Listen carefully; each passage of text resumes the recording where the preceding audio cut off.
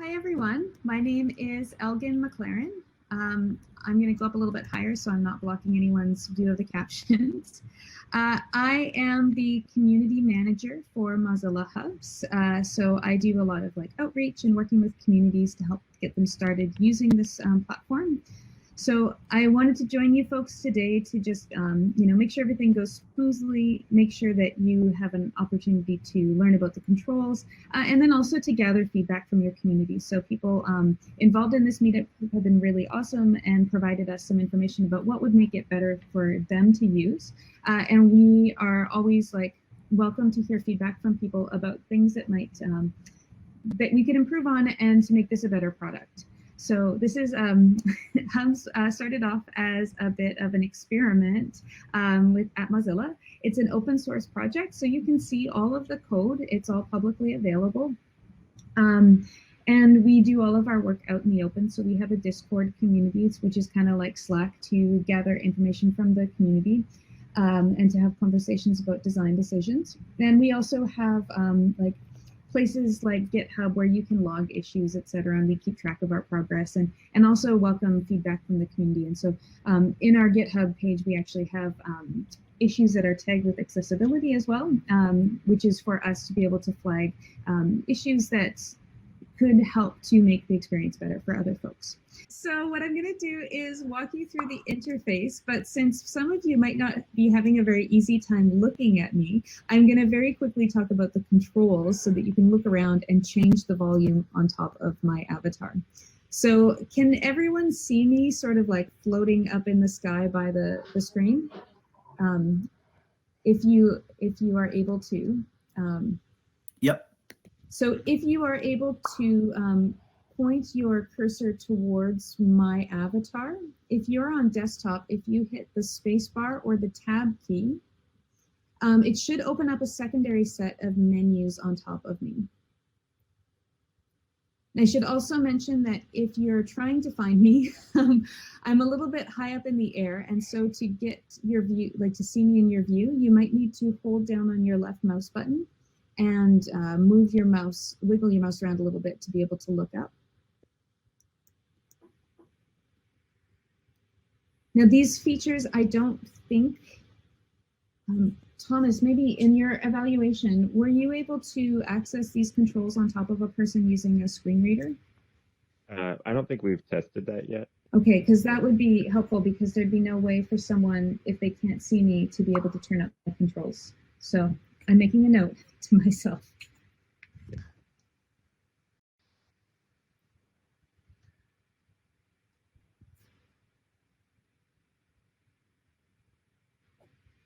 One second. And I'm going to bring in a little picture of what that would look like if you were able to open up the volume controls on top of me. One moment.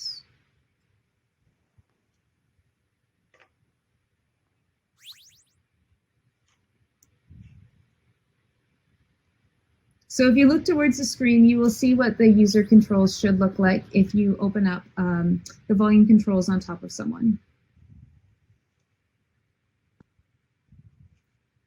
So you've got a plus and minus sign, which allow you to increase and decrease the volume. I might have a pointer here too. So you've got a plus and a minus, which allow you to increase and decrease the volume.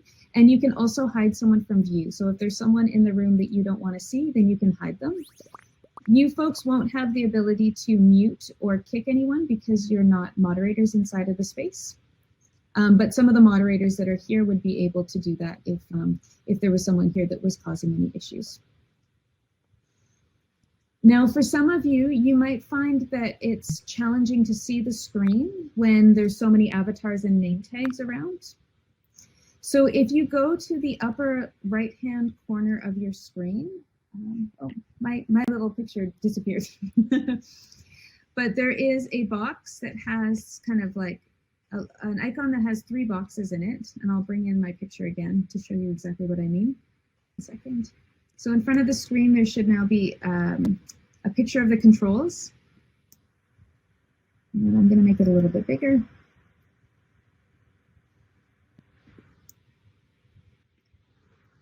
So in the upper right-hand corner, there is box, it looks like this. It's like it has the number 8 in it, and it's got 3 boxes and an icon. If you click on that and then hover over any of the objects in that list, you'll be able to get a close-up view. So for example, of the PDF file that's up in the room, or of the captions that are below it. Is anyone having trouble with any of the controls that I've just explained? Feel free to put it in the text chat at the bottom of the screen or say it out loud.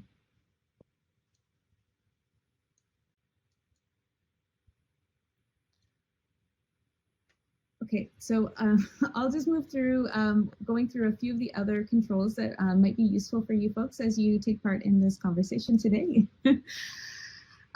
So in the upper part of the screen, you've got this top menu that has options for being able to share your camera and your screen share, and your desktop.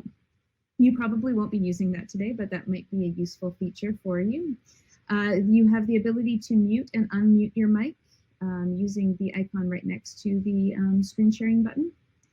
The media browser lets you bring in objects, 3D models from Sketchfab and Google Poly, as well as videos and GIFs and images. The next one over is a pen tool that you can use for drawing in the space, which might be fun for when you're collaborating. And then there's also a selfie camera. So that's what's in the top menu. Oh, I didn't pin it down, so if you just move that, it's totally fine. That's my fault. You can see a list of the members who are in the room right now in the upper right-hand corner.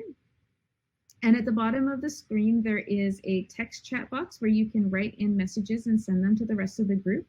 And one thing that's kind of neat is, oh yeah, this is a really good question. So this is something that if you have a room that's connected to a Discord server, so Discord is kind of like Slack, but it's often used by gamers, there is a chat history that's saved. For most rooms, by default, they're not saved. However, this is something that's functionality that people have requested previously, and it's something that we've got on our roadmap for the future. So it's something we're looking at soon, but we do not have it built out quite yet. Thank you for the question. For the text chat, you can also create text objects in the room. So if you write something in the text box and then press the magic wand, I think it's called create object in my diagram here in front of the screen. So the little magic wand, it will actually create a little image of the text that you just wrote out. So if you're brainstorming ideas, you can sort of save them there. And if you create an object in the room also, there's a set of secondary controls that can be opened on top of them, which I'll show you what they look like now. Just have to import an extra. So I've got a new picture up in front of the screen that shows a 3D model that has a secondary menu open on it as well. And so basically any object that you import into a Hubs room, you can open up a secondary menu kind of like this, which has options to pin. And so basically anything you bring into a Hubs room, once you leave, it disappears forever, unless you pin the object into the space. And the pin will make sure that it stays there forever. So if you wanted to create an archive or something, that would be helpful. And then there's other controls for rotating it, for resizing it. Cloning lets you make a copy, and you can open up a link or even remove the object if you don't want it there anymore. The last thing that I'll kind of draw your attention to right now is in the upper left-hand corner, there's a menu button. And under the menu button, there are options for preferences as well. And that allows you to adjust some of the media volume, the incoming voice volume, and the way that you move inside of the space. So if you find that you don't like teleporting, you can disable it there. You've got a few other options there as well in terms of being muted and like how the touchscreen works and the resolution that you use Hubs at. So that's a very, very quick overview of some of the most important features of Hubs, and like how to change people's volume, I think is kind of the most useful thing to know. Do you folks have any other questions?